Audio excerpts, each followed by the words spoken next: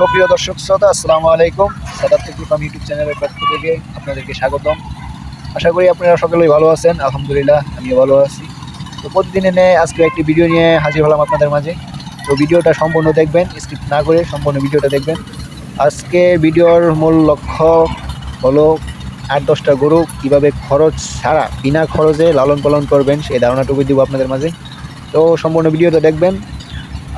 এই জায়গায় দেখতে পাচ্ছেন 2টা ষাঁড় গরু আর একটা প্রেগনেন্ট গাভী গরু।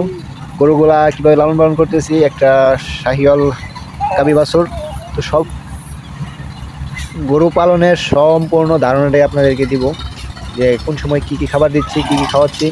গরু সকালে বের করেই খাবার দিই শুকনা খ্যার, এইভাবে খ্যার খাওয়ানো হয়। আর দুপুরে পানি খাওয়ানোর পর আপনার দেওয়া হয় কাঁচা ঘাস। তো শীতের দিন ওরকম কাঁচা ঘাসও পাওয়া যায় না, মোটামুটি যাই পাওয়া যায় ওইগুলোই খাওয়ানো হয়। আর বিকালে তো আর সবসময় মানে খ্যারি খাওয়ানো হয়। আর পানি তো ওরকমভাবে খাওয়ানো হয় না, লবণ টবণ দেওয়া হয় না, শুধু পানি খাওয়ানো হয়।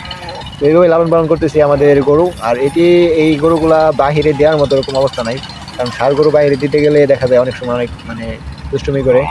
আর ওইটা হচ্ছে গাভীটা হচ্ছে 8 মাসের প্রেগনেন্ট, হয়তো বা 8 মাস না 9 মাস 9-10 মাস হবে এরকম। ওইটা হয়তো বা 2-1 দিনের ভিতরে বাচ্চা দিবে। এর জন্য এই গরুগুলা বাইর করা হয় না, মানে গাভী গরুটা মানে মাঠে নিয়ে যাওয়া হয় না ঘাস খাওয়ানোর জন্য।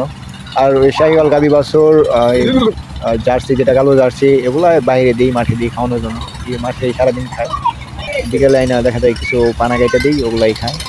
এইভাবে লালন পালন করতেছি বর্তমান 2025 সালে বিনা খরচে গরু পালন। তো আপনারা আমাদের এই গরু পালার যে টিপসগুলো, এগুলো মাইনা গরু পালন করতে পারেন। আমাদের যে গাভী গরুটা দেখতেছেন, এটা প্রতিবারই ষাঁড় গরু মানে ষাঁড় বাছুর হয়। এবার আল্লাহ জানে যে কী গরু কী বাছুর হইব, তারপরেও আল্লাহ যাই দিব, আলহামদুলিল্লাহ। তো গরুটা শীতের মাঝে একটু শুয়ে গেছে, ওরকমভাবে ওরকম মৌসুমে পড়ে নেই যে ভালো ভালো খাবার দেওয়া যাব। শীতের ভিতরেই কিছু করার নাই, আল্লাহ ভরসা। তো যাই হোক, আলহামদুলিল্লাহ যেভাবে পারতেছি সেইভাবেই গরু পালন করতেছি। তো এইভাবেই গরুগুলো পালন করতেছি।